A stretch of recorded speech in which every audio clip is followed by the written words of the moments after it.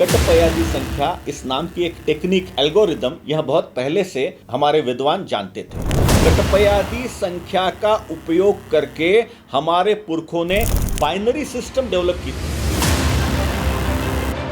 पाई का जो रेशो है वो बराबर बताने वाला यह श्लोक है और ये हमारे पुरखे बहुत पहले से जानते हैं।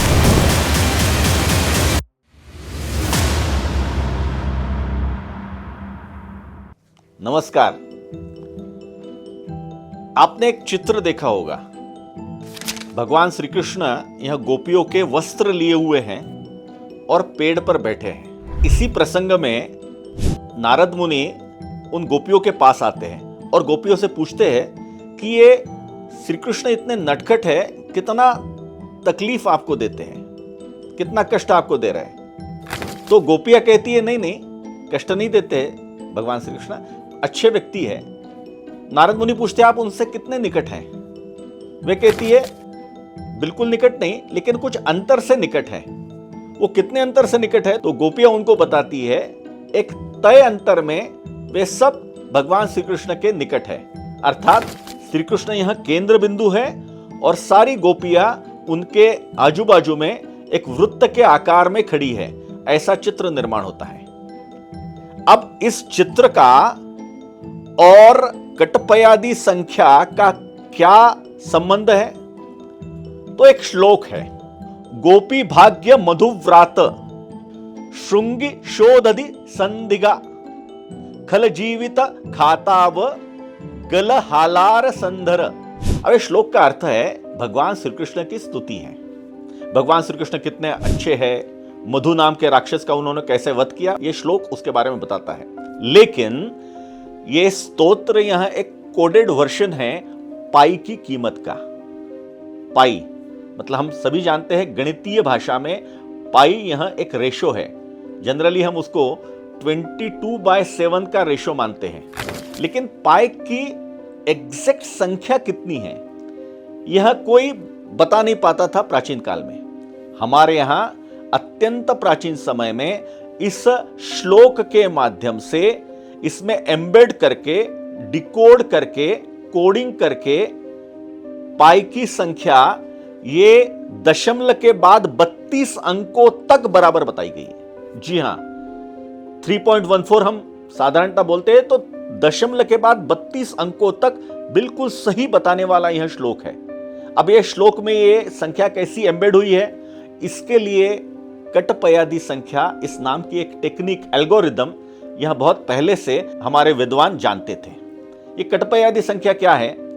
तो जो हमारी संस्कृत की या हमारी जिसे हम कहेंगे देवनागरी की वर्णमाला है, उस वर्णमाला को अलग अलग वर्टिकल्स में बांटा है। उदाहरण के लिए कादिनव, टादिनव, पादि पंचक, यादि अष्टक, क्ष शून्यम। अर्थात क से जो चालू होते हैं वर्णमाला के अक्षर, क ख ग घ झ च छ ज झ, ये 9 होते हैं। वैसे ही ट से ट ठ ड ढ न त थ द ध, ये 9 होते हैं। वैसे ही प से प फ ब भ म 5 पंचक। वैसे ही य से य र ल व श श स स ह, इस प्रकार से। अब इसमें गोपी भाग्य मधुव्राता अगर हम देखें, ग मतलब तीसरे पे आता है, पी मतलब प जो है वो प फ ब भ म में 1 में आता है, और भ जो अगर हम भ में देखें तो पादि पंचक में भ यह चौथे क्रमांक पे आता है। 3.14 ऐसे हम चलते जाए तो हमें पाई की संख्या यह 32 आंकड़ों तक मिलती है। अब आप देखिए, श्री कृष्ण केंद्र में है, श्री कृष्ण के स्तुति का यह श्लोक है और वो बताता है कि सारी गोपियां वृत्ताकार खड़ी है। उस वृत्त में पाई की जो कीमत है, तो उसका जो परिघ है, परिघ का जो सूत्र होता है वो होता है उसकी त्रिज्या गुणित 2 और गुणित पाई। ये पाई का जो रेशो है वो बराबर बताने वाला यह श्लोक है और ये हमारे पुरखे बहुत पहले से जानते थे। कटपयादी संख्या की पद्धति या टेक्निक कितनी प्राचीन है? तो महर्षि पिंगल शास्त्री ने इसके ऊपर कटपयादी संख्या का उपयोग करके बाइनरी सिस्टम डेवलप की। महर्षि पिंगल शास्त्री कौन थे? तो पाणिनि के बंधु, अर्थात पाणिनि का काल है आज से 2500 वर्ष पहले। तो आज से 2500 वर्ष पहले कटपयादी संख्या का उपयोग करके हमारे पुरखों ने बाइनरी सिस्टम डेवलप की थी। बाइनरी सिस्टम वही 0 और 1 वाली, लेकिन यहां पर 0 को गुरु कहते थे और 1 को लघु कहते थे। गुरु और लघु के माध्यम से पूरा एक एल्गोरिदम बनता था।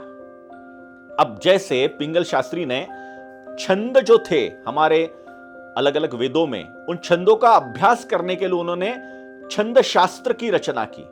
उसे पिंगल शास्त्र भी कहते हैं, पिंगल सूत्र भी कहते हैं। उसमें जैसे म है, म की कीमत है 000, र की कीमत है 010, त की कीमत है 001, भ की कीमत है 011, फिर य की कीमत है 100। बिल्कुल जैसे जो कंप्यूटर के क्षेत्र में काम करने वाले लोग समझ सकते हैं, हम जिस प्रकार से बाइनरी लिखते हैं वैसी ही यह रचना है। हम कल्पना करें आज से 2500 वर्ष पहले ये कोडिंग की टेक्निक, ये कटपयादी संख्या, उसमें एम्बेड करना, पाई की वो कीमत और बिल्कुल 32 आंकड़ों तक पाई की शुद्ध कीमत बताना, ये सब अद्भुत है। इसका अर्थ है हमारे पुरखे बहुत कुछ जानते थे, हम उसमें का बहुत कुछ थोड़ा समझ पाए। धन्यवाद।